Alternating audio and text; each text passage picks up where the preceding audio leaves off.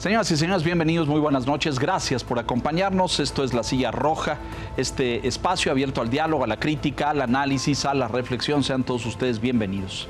Ante el serio escenario de una potencial reforma electoral planteada por el Ejecutivo y el debate que esto ha generado, le hemos pedido a una de las personas que más saben en materia electoral, al doctor Lorenzo Córdoba, ex consejero presidente del INE, que pues, nos acompañara hoy en la silla para tratar de explorar y de entender los alcances, las consecuencias y las repercusiones de lo que se plantea en esta posible reforma. Y digo posible porque todavía no existe y no tenemos un texto y no está redactada. Que sepamos, hay gente que dice que ya está. Lorenzo, bienvenido, gracias por estar aquí. Leonardo, un verdadero privilegio estar de nueva cuenta aquí en esta que ya siento una silla cómoda. Es caliente, pero es cómoda. Señor Quintana, Gracias. Muy buenas noches. Bienvenido, Lorenzo. Gracias, Enrique. Víctor, buenas noches. Buenas noches, Lorenzo. Bueno, está muy discutido el asunto. El señor Pablo Gómez, la comisión de la presidenta, los designados, la ausencia de voces de la oposición, la ausencia de académicos, investigadores, expertos electorales, la ausencia de sociedades de la sociedad civil organizada. Es decir, es la reforma de nosotros para nosotros. ¿Lo ves así? Bueno, sí, como ha venido ocurriendo reiteradamente en los últimos años. Las reformas electorales, por lo menos en los últimos 30 años, fueron procesos en los que había peticiones de la oposición de mejora de las reglas del juego, de las competencias, foros, análisis, construcción de consensos y al final del día, desde la de 1994, reglas pactadas, es decir, reformas consensuadas. La de 94, la de 96, la de 2007 y la de 2014 fueron productos por supuesto, de arreglos entre el partido gobernante, el que fuera, y las principales partidos de oposición. Desde 2019, Morena rompe esta lógica que había caracterizado, digamos, los procesos de reforma electoral en las últimas décadas, los que articularon justamente la transición a la democracia, y presentó una iniciativa a través de algunos legisladores que pronto fue desestimada, en buena medida por el rechazo que generó y que, entre otras cosas, se tradujo en aquel célebre ya hoy hashtag Yo defiendo al INE. Sí. Más tarde, el presidente López Obrador en el 2022 presenta lo que se conoce como el Plan A, este proceso de iniciativa de reforma constitucional, que no prosperó porque en virtud de las movilizaciones ciudadanas y de la respuesta en su momento del INE, pues no obtuvo los votos necesarios para poder procesarse en diciembre de ese año. Inmediatamente se aprobó un Plan B, una reforma legal que prosperó porque tenían los votos, pero que fue declarada inconstitucional por vicios en el procedimiento legislativo. Después vino el Plan C. Del Plan C prácticamente todos los puntos se aprobaron, salvo la reforma electoral, porque ahora la estrategia cambió. Vamos primero por lo otro y lo electoral lo dejamos al final. La misma presidenta Sheinbaum a finales del año pasado dijo la reforma electoral está en pausa porque hoy el INE y el tribunal están haciendo la elección judicial y llegó el tiempo a la reforma electoral. ¿Qué pasa con esta reforma? Pues que sigue la misma lógica de estos intentos anteriores, es decir, es una propuesta que viene del gobierno, que es una propuesta unilateral, que como se intentó con el Plan A y ocurrió con el Plan B, no buscaron nunca matices, puntos de encuentro. No, ni consensos me parece tampoco. En absoluto, ¿no? Sino Nada. que es la imposición unilateral.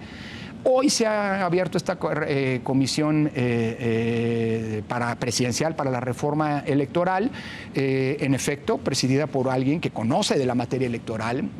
Pablo Gómez ha sido una persona que ha estado involucrado en distintas reformas electorales, en distintas negociaciones a lo largo del tiempo. Fue representante del PRD durante mucho tiempo ante el IFE e incluso en los principios del INE como representante, insisto, partidista.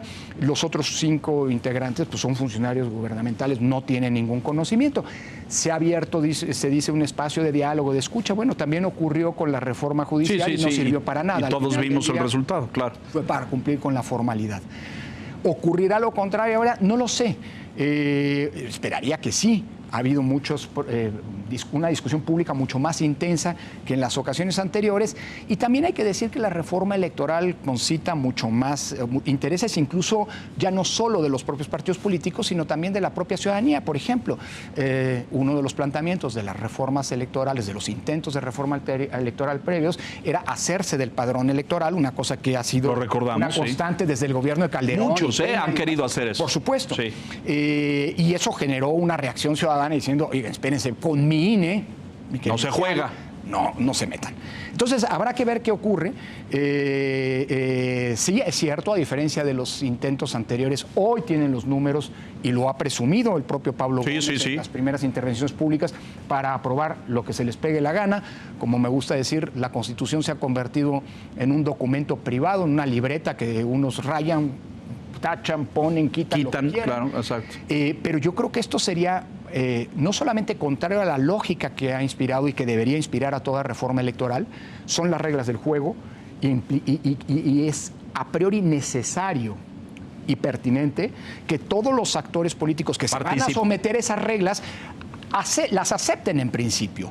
Eso es algo que pues, hasta se ha teorizado, digámoslo así, y que ha sido una práctica venturosamente recurrente en los últimos al menos 30 años. Si esta es una reforma unilateral impuesta, como ocurrió con la judicial... Como parece, ¿no? Como es decir, podría ocurrir y como los precedentes te llevarían a pensar, paradójicamente, al primero a quien no le va a convenir en primera instancia es al partido que va a ganar elecciones. Mi Morena va a seguir ganando elecciones, va a ser el partido que más gane en los años por venir todavía, porque esto implica una deslegitimación de origen.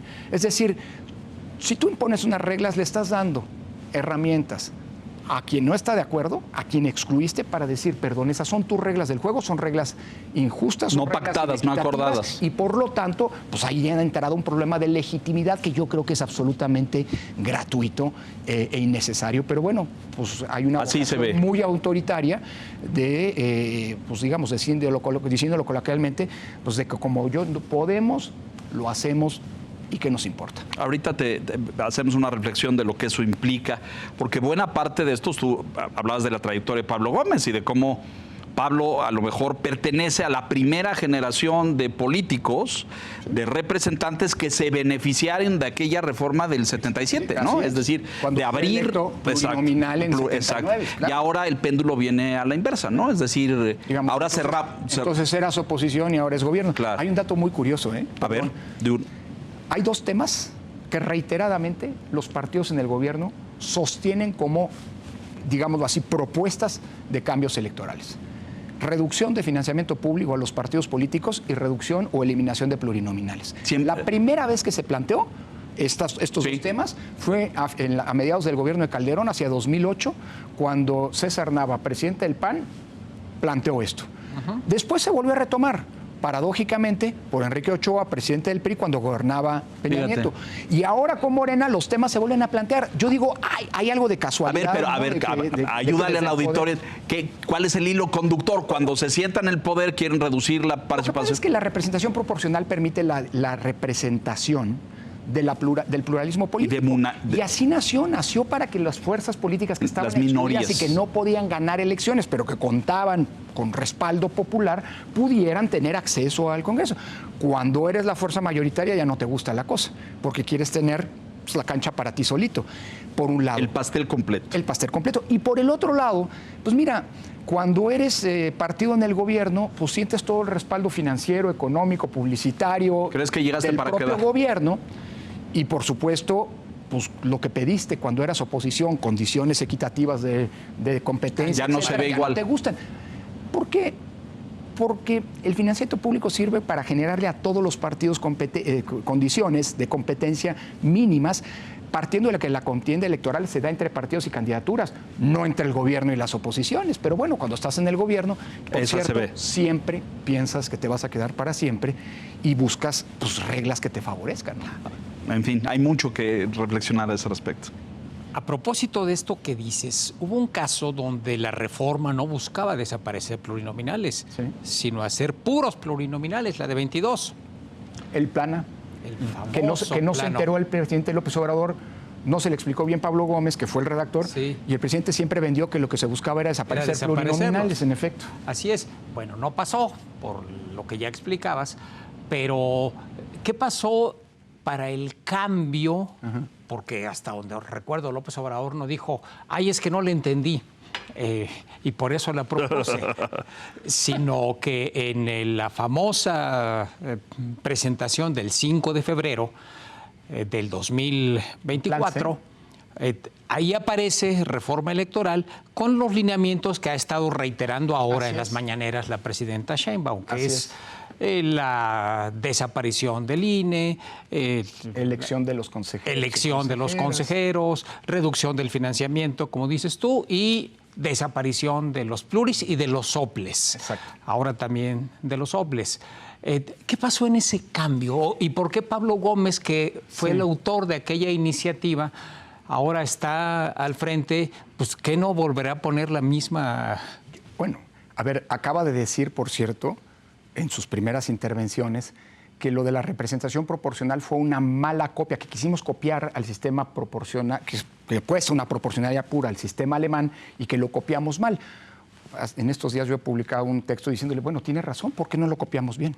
Digo, si el problema es ese, vamos a copiarlo y vamos a una proporcionalidad pura. Pero es que yo creo, Enrique, y este cambio no es un cambio esquizoide, creo que es simple y sencillamente un cambio de estrategia para el mismo propósito.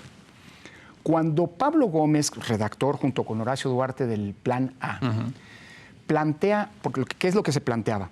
Reducir a 300 las diputaciones, pero lo que se eliminaba no eran las diputaciones de representación proporcional, sino las de mayoría relativa. Sí. Los 300 se elegían por representación proporcional, pero con una trampita. En lugar de ser una única circunscripción o 5 como hay hoy en día, Por estados. se hacía una por estado. ¿Y eso qué ocurre? Pues que vas a elegir un número determinado de representación. Pero al ser en algunos estados pequeños, en donde se eligen 2 o 3, lo que acabas haciendo era no representar a los partidos minoritarios. O sea, tú fragmentabas el voto de los partidos minoritarios de modo tal que prácticamente no tenían acceso a estas diputaciones porque estaban dispersas. Si hubieras hecho el mismo ejercicio con una sola circunscripción nacional, pues todo el mundo habría tenido representación y pues habría sido una reforma pertinente en términos de igualar estas distorsiones de sobre y subrepresentación. Pero era plan con maña. ¿Qué pasó de entonces a ahora? Pues la misma historia. ¿Qué planteó el presidente López Obrador? Pero la estrategia es la distinta. El propósito es el mismo, la estrategia es distinta. El plan C lo que planteaba era desaparecer a los diputados de representación proporcional, a los senadores y también a los senadores de primera minoría. ¿Cuál es el efecto que hubiera tenido eso tomando como consecuencia o como punto de partida los resultados electorales del año pasado? Que con el 54% de los votos, Morena y sus aliados habrían tenido 256 de las 300 diputaciones que habría. Sí, es decir, 84% con el 54% de los votos. Y en el Senado era todavía peor, porque de las 64 senadurías que quedarían, todas electas la por mitad, mayoría, ¿no?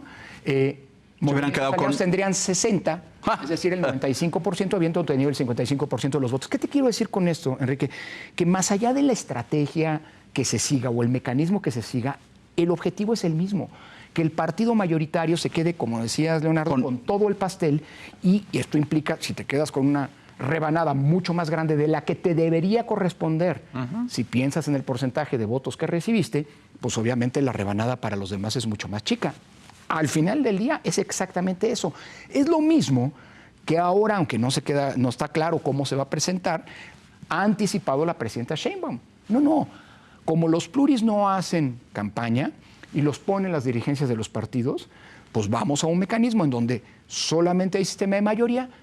Pero para que las minorías tengan representación, las primeras minorías van a tener chance de entrar. O sea, quien gana y quien llegue en segundo lugar. Los demás, gracias, hasta luego. Hasta luego. Yo creo que al final del día... Gracias por participar, literalmente. Yo creo que al final del día es una estrategia, insisto, por cómo se quiera plantear, para sobrerepresentar al partido mayoritario, que casualmente en estos momentos son ellos. Hay una propuesta, sin embargo, que es bien interesante, que no la hizo la oposición. Bueno, creo que todavía no es oposición, o no es oposición. La hizo Ricardo Monreal. Ricardo Monreal planteó en un artículo muy interesante, oigan, la representación proporcional sirve para que todos estén representados en virtud de su peso electoral. y eso es una virtud. Pero tiene razón la presidenta cuando dice que los partidos se han adueñado de las listas y esto no está abierto, no es democrático. Y dice Monreal, ¿y por qué no pensamos en lo que ocurre en algunos países en donde las listas no están fijas, lo que se conoce como listas cerradas y bloqueadas, sino el elector puede votar por el partido A, pero además decir de la lista quién quiere que esté en qué lugar? Y esto, es decir, el elector ordena el orden de la lista. Y yo de inmediato lo que digo es, si esa va a ser la reforma, de pie me paro y aplaudo, claro, porque eso le da más poder al elector, no le quitas esta representación del pluralismo, claro, pero creo que un poco después Monreal dijo, bueno, pues yo voy a hacer lo que diga la presidenta. Reculó, digamos. Hay que ver, ¿no? Dio un paso para atrás. Pero es muy interesante. Yo digo, esa es la actitud que hay que tener. O sea, discutir y dialogar. Pero a ver, déjame ponerlo en estos términos. Morena en el poder hoy está actuando como actuó el PRI en el poder y como actuó el PAN en el poder. Sí, en principio, pero potenciado. Sí, claro. Como esteroides. Sí, porque ahí tiene 75% en... Pero la propuesta, hay una serie de propuestas que llama, insisto, mucho la atención, cómo son semejantes o incluso idénticas a las que en su momento presentó el PRI cuando gobernaba y el PAN cuando gobernaba. Y es que yo creo que hay algo natural. Cuando estás en el poder... ¿Te le quieres quedar? Pues, te quieres quedar. Pues sí, nada más que... Y pues sí, quieres ajustar las reglas, claro, para que o por lo menos se prolongue. Esto es muy prudente para aquellos extraviados que van por la vida diciendo que no son como los anteriores, ¿no? Bueno. Son peores porque pues son potenciados y quieren quedarse con todo el pastel. Sí, sí, esta reforma va contracorriente, como dices, de las reformas anteriores que han provenido de la oposición, las reformas electorales. Ahora se ha mencionado que el modelo electoral actual está agotado, que es como parte de la justificación para ir a una reforma electoral. ¿Está agotado el no agotado, tal vez desgastado, pero tú lo ves así? Mira, yo creo que es un modelo electoral que nos funciona, que vale la pena revisar, mejorar, que tiene problemas, depurar, que vale la pena subsanar. Incluso, te lo digo habiendo sido autoridad electoral, incluso una reforma electoral que revise o convalide o modifique los criterios que el INE y el tribunal han establecido para... Sí. Pero eso es algo normal. Nuestro sistema es absolutamente mejorable. Ahora, es un sistema que en principio, Víctor, sirve para lo que debe servir un sistema electoral en una democracia, para que la pluralidad política se exprese y para que la competencia por el poder político ocurra de manera pacífica. Claro. Es decir, que tenga cauces institucionales para procesar pues, la lucha por el poder de manera no violenta. Y para eso ha servido, ¿eh? Hemos tenido alternancias, sí, inconformidades hay, sobre todo, bueno, pero una reforma electoral no te va a reinventar los jugadores, ¿no? Y tenemos jugadores muy hechos todos a decir, no perdí, me robaron, ¿no? Y fraude, y qué sé yo, todos los partidos, hay ejemplos de todos los partidos, unos lo explotan más que otros, pero bueno. Pero esa es otra historia. A pesar de eso, pues hemos tenido una renovación pacífica del poder en los últimos 30 años. Hemos tenido un grado de alternancia altísimo, el voto sirve. ¿Es creíble? Es creíble. La gente va y vota pensando en qué se va a respetar. A nivel internacional, bueno, cuando no son payasadas como la reforma judicial, la gente va y vota en términos, una proporción bastante aceptable, entre un 50 y un 60%, que no es nada despreciable. Y nuestro sistema electoral además se convirtió en un punto de referencia a nivel internacional. ¿Qué es lo que me preocupa a mí? Que esta reforma no busca mejorar lo que tenemos, sino simple y sencillamente tirar todo, aceptando que hay problemas en nuestro sistema electoral. Pero como le gusta decir a José Woldenberg, este es una especie de mecanismo de tirar el agua sucia con todo y niño, ¿no? O sea, pues el perro tiene pulgas, mátalo. No, espérate. No. Claro. ¿A qué me refiero, Víctor? Mira, yo creo que a lo largo de los últimos 30 años, para construir un sistema electoral, fuimos modificando las reglas sobre la base de 3 grandes ejes, 4 ejes, déjame decirlo. El primer eje fue pues, que la pluralidad política pudiera expresarse y pudiera verse representada pues, de la mejor manera posible en los espacios de decisiones, en los congresos federal y locales. Segundo, autoridades electorales pues que fueran independientes y autónomas del poder en turno, y de los partidos, de los otros poderes que también existen, ¿no? Claro.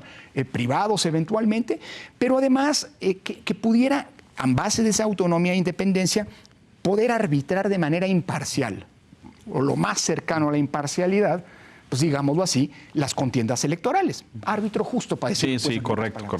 Tercer eje, una serie de procedimientos que permitieran hacer valer el respeto al voto y que el voto se expresara pues, de la manera más libre posible. Ahí está el padrón electoral, ahí está el hecho, por ejemplo, que los votos se contaran, se recibieran y se contaran por nuestros vecinos, ciudadanos insaculados, cosa que no pasó en la elección judicial, por cierto. Ahí los votos ya no lo... Es la primera elección en la que los votos no lo cuentan nuestros vecinos, los ciudadanos que integran las mesas. Pero bueno, esta serie...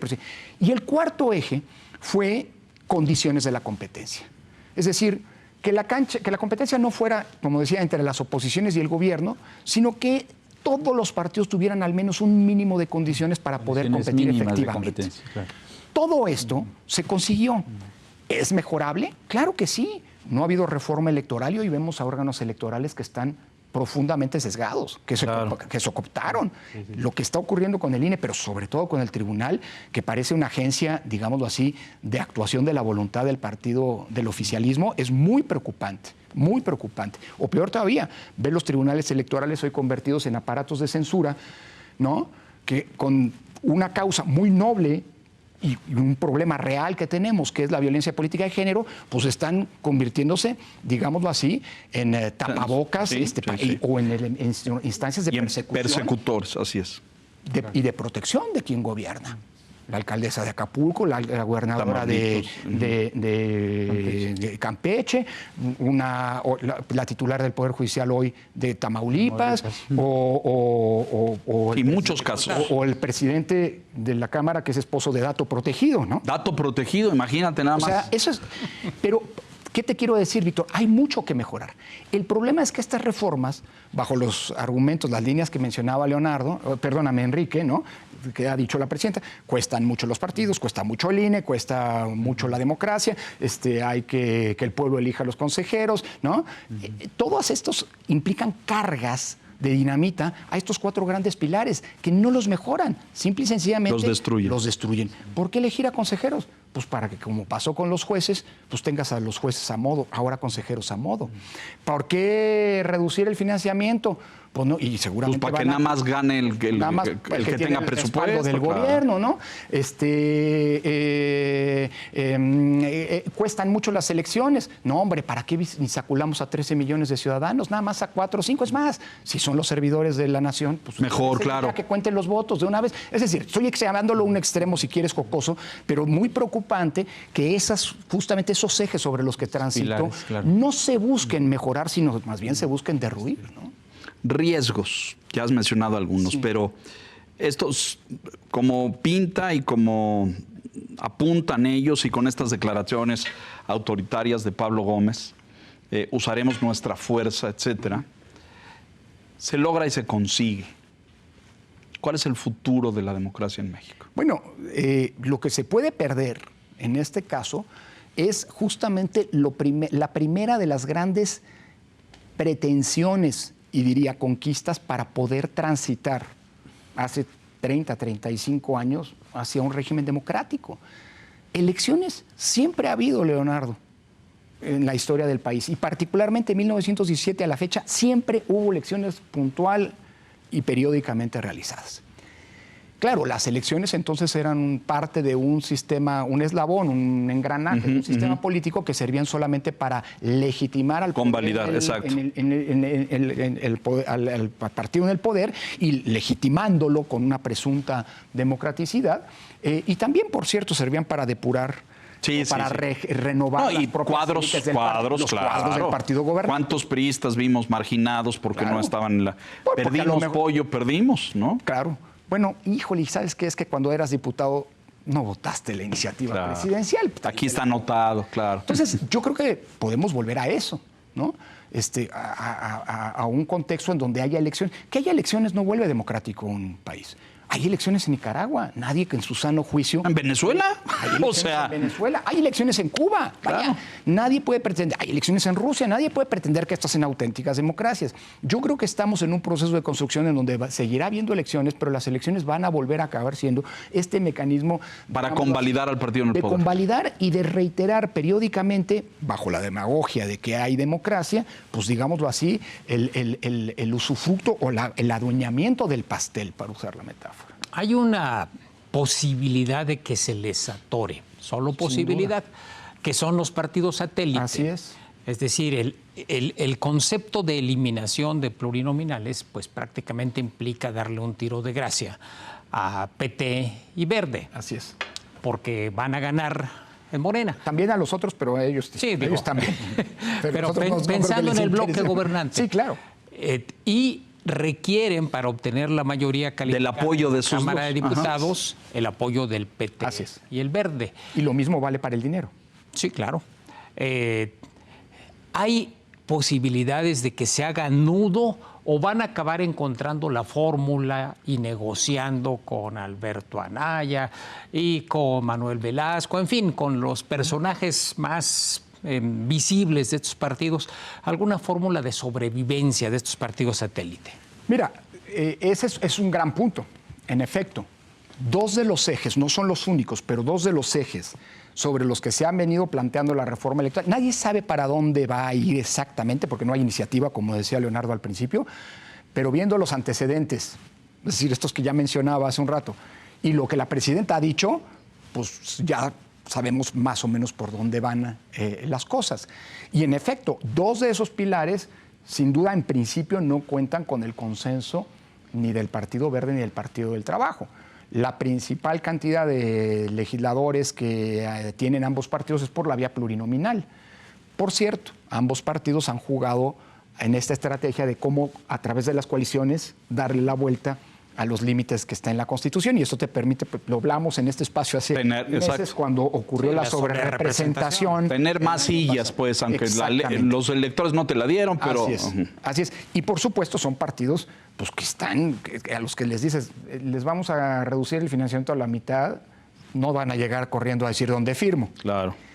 Esto puede representar un problema, aunque evidentemente pues hay muchos mecanismos, digámoslo así, para tratar de presión y de control.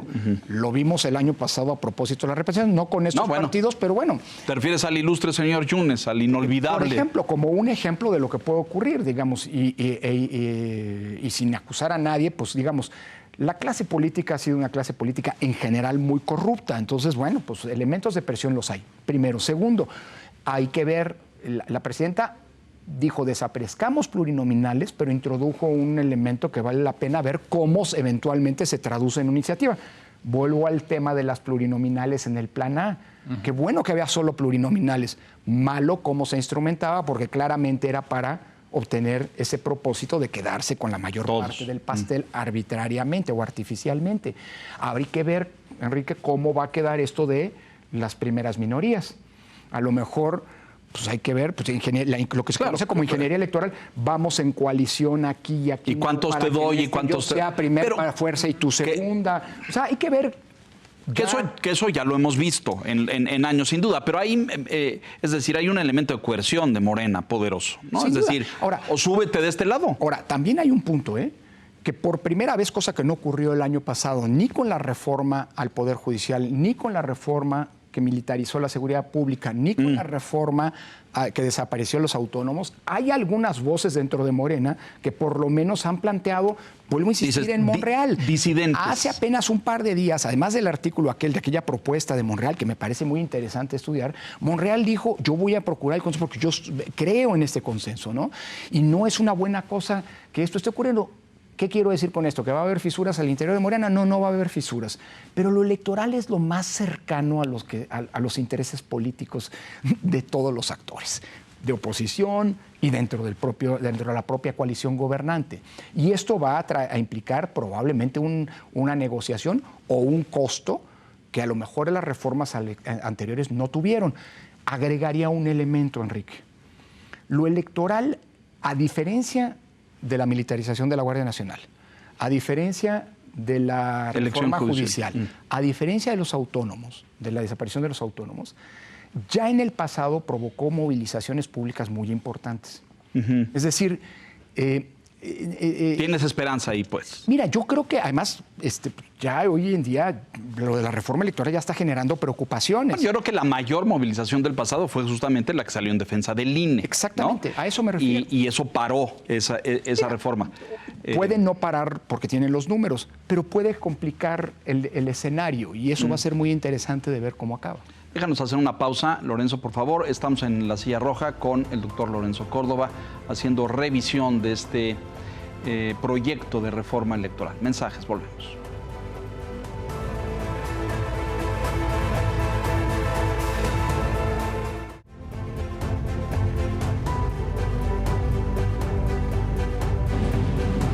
Gracias, Lorenzo, por continuar con nosotros. Hablabas de esto y de los riesgos y de los nudos, de las barreras.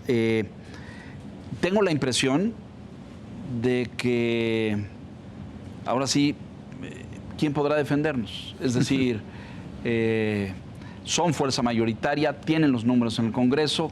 La oposición de los dos partidos aliados puede ser siempre negociada, comprada, ajustada. Siempre queda la movilización ciudadana, pero pues el voto se va a dar en las cámaras y ellos tienen el control y tienen el músculo para sacar otra movilización del mismo tamaño que sea. También lo hemos visto. Da la impresión de que no hay salida, Lorenzo.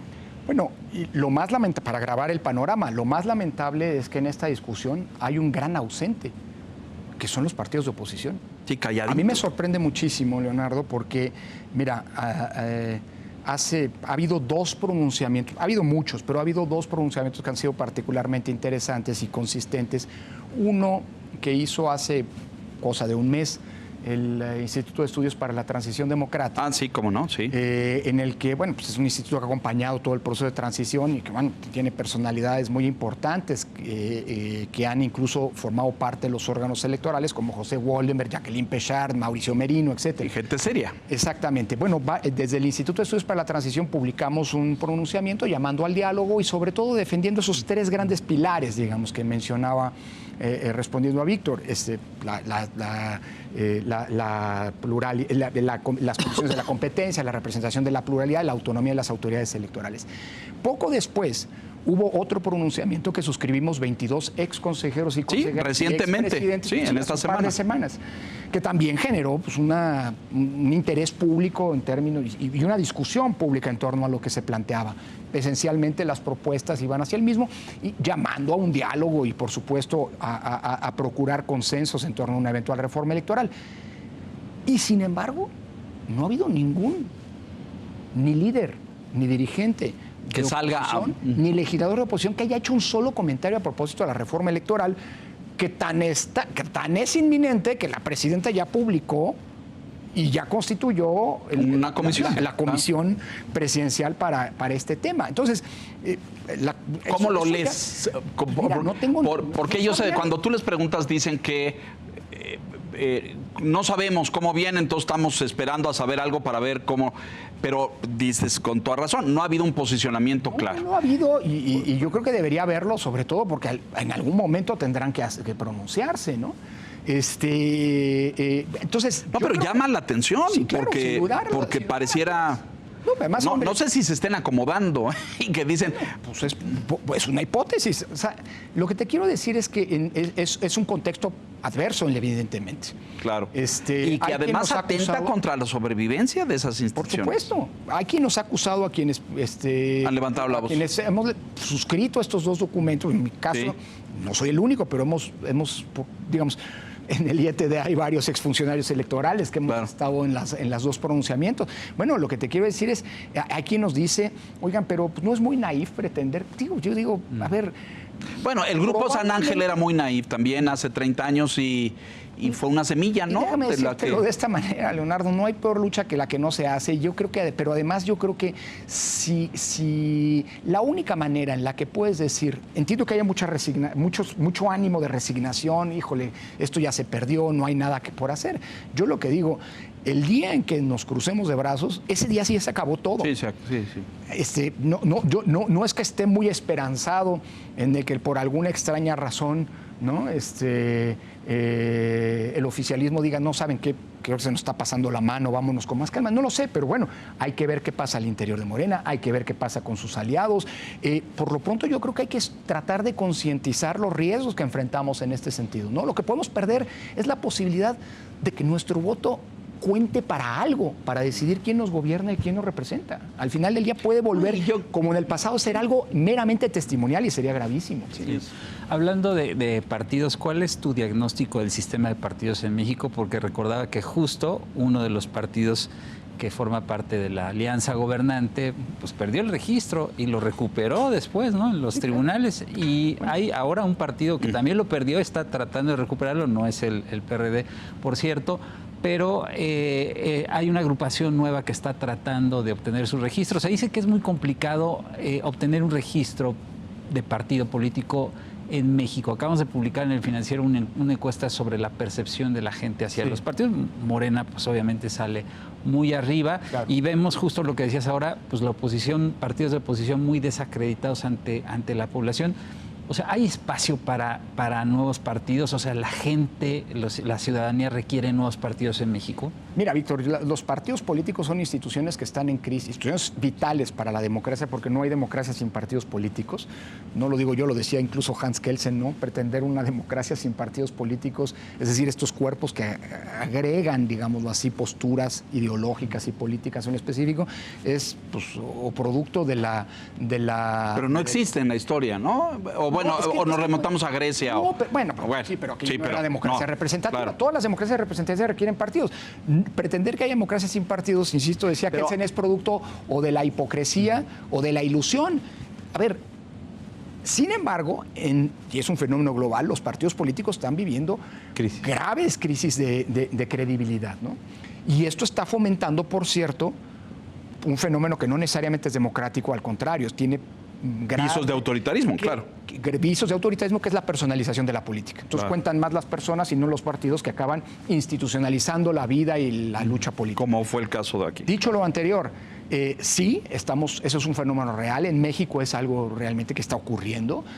Lo que pasó en Durango, por ejemplo, en las últimas elecciones es muy curioso. Ganó un candidato presentado en coalición por el PRI, por el PAN, pero sin logos. Es decir, estaba el nombre, un buen candidato, entiendo, pues ganó, pero no estaban los logos. ¿Por qué? Porque esto habría implicado un costo. Es decir, es un caso extremo, digamos. Sí, ganó la persona y no la organización. Mira, tal vez. Yo creo que los partidos tienen que hacer un grave ejercicio, profundo ejercicio de reflexión. Ha habido un vaciamiento ideológico, ya no está claro qué es la derecha y qué es la izquierda, ¿no? Y también es cierto que dos de los principales partidos de oposición, el PAN y el PRI, pues hombre, tienen entronizadas a dirigencias que son en buena medida las que han sido responsables o que han conducido a sus partidos algunas de sus derrotas históricas. En cualquier país democrático del mundo, eso no pasa. El partido pierde elecciones, el líder tiene la decencia de retirarse. Dimite, sí, pero aquí pide no. disculpas y le desea suerte al otro. Yo creo que ahí hay un problema no menor, pero insisto, dado que los partidos son necesarios, yo creo que es muy importante ver cómo logramos mejorarles. Ellos necesitan acreditarse ante la ciudadanía o la ciudadanía los va a desbordar. Claro, una ciudad desbordando a los partidos políticos no va a poder actuar políticamente, va a necesitar a partidos para poder acceder al poder. Entonces, es un fenómeno muy complejo, pero eso es un fenómeno que debería preocuparnos, porque de él depende en buena medida la subsistencia de la democracia, entendida como un conjunto de instituciones que juegan bajo ciertas reglas. Pues, ahorita te pregunto la pluralidad política por los nuevos y los que están formados en busca de su registro. Pero antes, volver a este punto que tú has tocado varias veces, y es este cambio de fondo en términos de democracia representativa versus democracia de mayorías o de las mayorías, o como yo tengo la mayoría, pues esta es mi fórmula de democracia, se acabó la representación. ¿Lo estoy diciendo bien? Sí, digamos, el punto es que Morena y aliados argumentan que están defendiendo la democracia, porque la democracia es el gobierno de la mayoría. Entonces sería ir en contra de la voluntad mayoritaria el darle espacio a quien no tuvo los votos de la población para tener el número suficiente de representantes.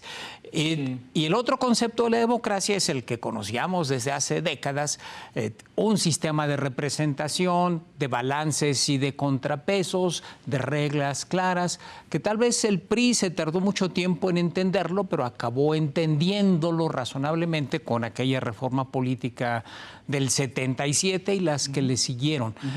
Pero pareciera que tenemos este choque Sí, no es la primera vez que ocurre, Enrique. En los años 20, en Europa, los fascismos descalificaron a la democracia burguesa o a la democracia liberal y reivindicaron que ellos representaban la auténtica democracia.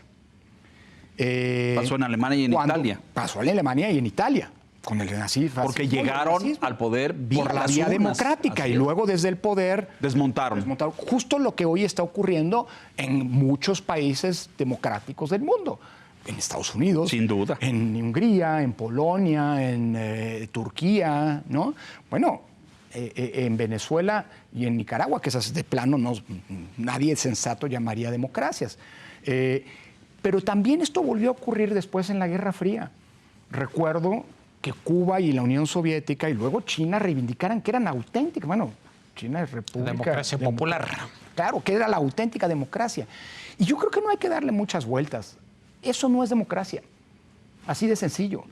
La democracia es una forma de gobierno que se caracteriza históricamente por la inclusión de todos, porque justamente se construyó para ir en contra del poder absoluto. Quien diga lo contrario está mintiendo. Las democracias modernas nacen como para confrontarse contra el poder absoluto de los reyes. Así nacieron las democracias modernas. En los estados nacionales pues no se podía juntar todo el pueblo en la plaza y por eso derivaron en democracias representativas. Pero además en esa historia, las democracias ya no basta, las democracias ya no son solo el gobierno de las mayorías, lo son sin duda, pero no solo. Porque, como dice la teoría clásica, Tocqueville en adelante, una mayoría que hace lo que quiere acaba siendo una tiranía, aunque sea de la mayoría, y una tiranía de la mayoría es tan despótica como la tiranía de un solo hombre. Decir lo contrario significaría, y va la provocación radical y extrema, claro, pero sería como decir que el régimen nazi era democrático porque las leyes raciales del nazismo y en Italia del fascismo estaban sustentadas, porque lo estaban, por el respaldo mayoritario de la población. Bueno, votaron. Llegaron a la... Pero además gozaban del consenso. Claro. Es decir, había un consenso en torno a las leyes raciales. Es una distorsión. Esas leyes no son democráticas porque, hombre, mandaban a la hoguera. A la hoguera. Claro. O sea, mandaban a decenas a las de miles, minorías claro, al exterminio. Nadie sensato puede decir eso. Pretender, es que somos la mayoría y por lo tanto... A ver, sí son la mayoría y tienen el derecho a decidir, pero ¿quién les dijo que en una democracia la mayoría puede decidir lo que quiera? O hacer lo que quiera, o pisotear al marginado. En la historia de la democracia hay 3 límites a la acción de la mayoría. Hay muchos más, pero hay 3 que son fundamentales, que son los que algunos autores llaman los derechos de las minorías. 1, los derechos de las minorías contra las mayorías. 1, los derechos humanos.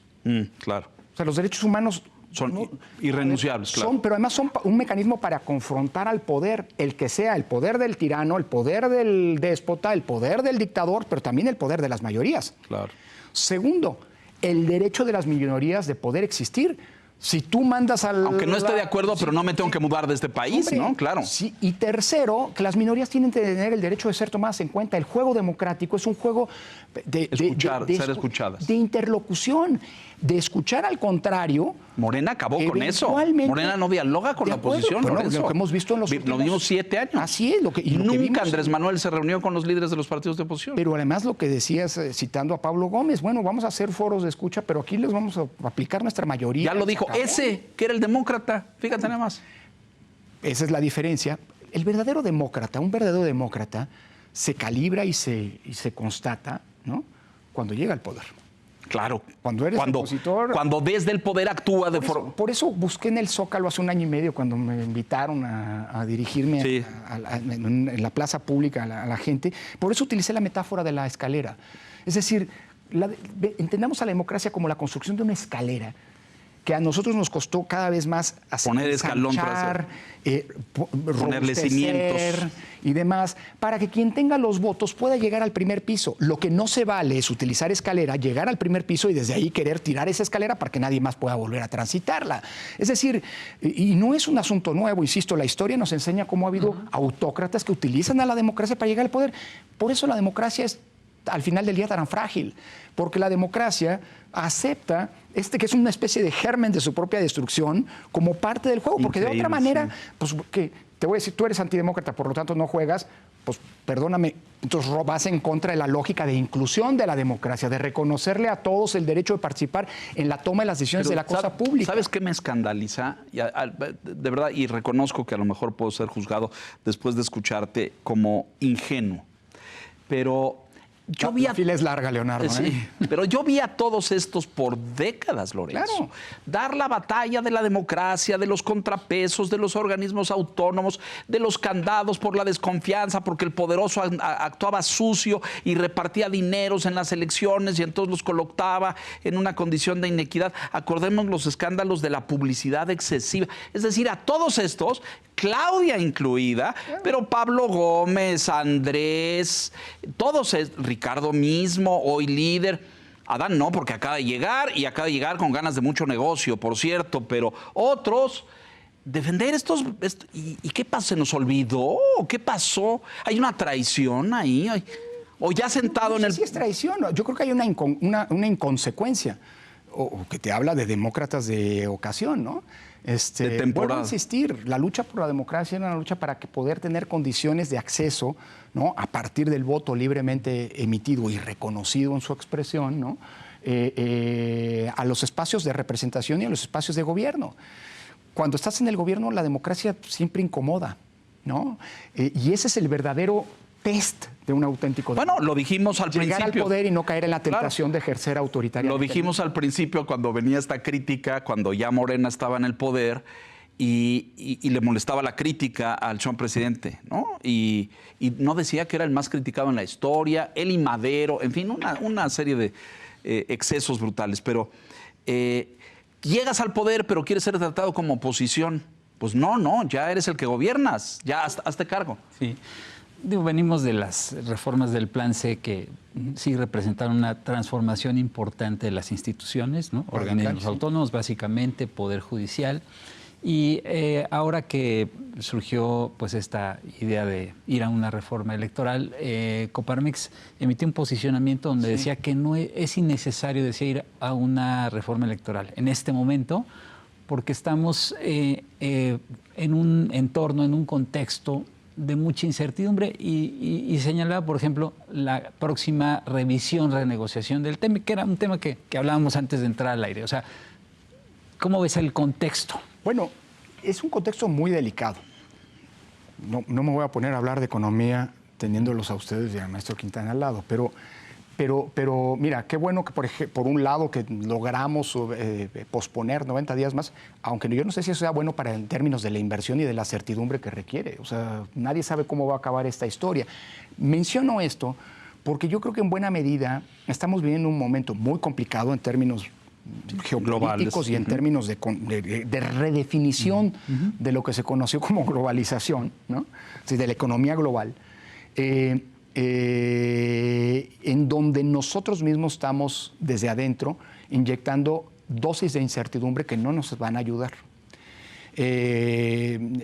Con todo lo que México siga siendo atractivo, es decir, creo que en términos económicos aquella frase de Porfirio, que se le atribuye a Porfirio Díaz de que pobre México tan lejos de Dios y tan cerca de los Estados Unidos, en términos económicos no vale, ¿no? No. O sea, estamos anclados, tenemos una frontera que es una de las más largas del mundo junto a la potencia económica número uno. Economía del mundo todavía por un rato más. Tenemos además un tratado de libre comercio. Nuestras economías están integradas en virtud de décadas, digamos, y de nuestra propia historia. Entonces, pero a pesar de todo, yo creo que aquí la discusión y el punto, Víctor, es cuánto estamos perdiendo por autogenerados por esto. Es decir, era necesaria la toma. Yo entiendo que al presidente López Obrador le molestaba mucho que alguien le dijera que no. Yo lo padecí. Sí, en carne propia. Carne propia. Y entiendo que el poder, que una corte... Pero está bien, pero ¿por qué te vas hasta con los jueces familiares? Es que fue una vendetta al propio Poder Judicial. O sea, son los que resuelven los divorcios, las Claro. A menos que se quiera, pues digámoslo así, como ya tengo jueces a modo, tienes un problema y vienes aquí a mi despacho para que yo te resuelva. No sé si eso es lo que haya al estilo Hugo Chávez, sí. Pero bueno, a ver, lo de la desaparición de los autónomos. Es decir, estos datos, como lo que está ocurriendo ahora, que se hizo público la semana pasada, de los rechazos que los nuevos órganos de transparencia ahora en el gobierno hacen de las negativas de información, o sea, a ver, el 99.6% de las solicitudes de información que no te dan, que es negada y que impugnas, se rechazan. Es decir, o sea, esto al final del día acaba generando pues lo que... De lo que queríamos cambiar. Convalidando justamente las preocupaciones de quienes en su momento dijimos, cuidado con el Poder Judicial. Mira, a ver, soy beneficiario probablemente de uno de los últimos amparos que se hayan concedido en la historia de este país. No porque no haya amparos, seguirá la institución del amparo, pero los amparos son mecanismos contra los actos de autoridad. Si el amparo es un mecanismo de defensa de los ciudadanos, de las personas. Orgullo jurídico de México, por décadas. Así es, bueno, siglos, desde 1847, claro, Leonardo. Es para confrontarte con un abuso de autoridad, fiscal, administrativa, lo que tú quieras. Bueno, hoy tienes un poder judicial integrado por gentes que estuvieron en los acordeones que pidió el propio, que difundió, que promovió el propio gobierno. ¿Cuántos amparos se van a conceder en el futuro? No lo sé. Muy difícil. Estos son datos que te generan una enorme incertidumbre y yo no sé si eso sea la mejor manera, olvídate para seguir siendo un régimen democrático, eso de entrada no, sino incluso para resultar atractivos hasta en términos económicos. Sí. ¿Quién te garantiza tu inversión? ¿No? Apuesto ahí. Nos va a acabar el tiempo, estamos en la recta final, les voy a pedir comentarios finales. Ahora que tocaste lo del amparo, veo que la SEP va a sacar tu nombre, eso manda la Corte, son millones de libros. Sí, bueno, los libros que ya están impresos y distribuidos, esos ya están. Ya no hay para dónde, pero los que nuevos no están distribuidos, las nuevas impresiones y los libros digitales no deben, los que no están distribuidos no se deben. Según ordenó la Corte. Los libros digitales y las nuevas ediciones deberán suprimir ese punto. Ojalá y cumplan, ¿no? Bueno, pues sí, porque que nos falta ya no es impugnable. No, ya no hay ante quién. Comentarios finales. Creo que cuando se hacen reformas políticas desde el poder, se parte de la lógica de que se van a quedar siempre, como referías hace unos minutos. Esa lógica siempre falla. No hay ningún régimen político, por más longevo que haya sido, que se haya quedado siempre. Así es. Y esas reformas a veces se les revierten. Y creo que esta consideración no la están tomando en cuenta. Puede ser una reforma a la vuelta de unos pocos años, o muchos, ojalá no sean tantos, va a ser una reforma contra Morena. Así es. Sí, pues la ruta que se prevé es que vendrán estos foros, estas consultas, en donde pues puede ser un formalismo, ¿no? Finalmente la redacción estará en enero para que la iniciativa se presente en febrero. Pero pues ojalá que termine siendo una reforma que no cierre, sino que abra espacios a la pluralidad política, ¿no? Que sería lo ideal. No sabemos cómo venga, pero creo que pues va a ser muy interesante tu análisis en esta ruta a la reforma. Gracias, Lorenzo, como siempre, por estar con nosotros y por compartir con el auditorio esta visión altamente preocupante que suscribimos muchos, ¿no? de lo que se nos viene encima y evidentemente los micrófonos siguen abiertos para seguir discutiendo estos temas. Muchas gracias. Bienvenidos. Un privilegio estar con ustedes. Gracias. Señor Quintana, buenas noches. Señor Piz, buenas noches. Y a usted que nos hace el favor y la gentileza de escucharnos aquí, La Silla Roja, puntualmente, la semana entrante. Hasta entonces. Gracias.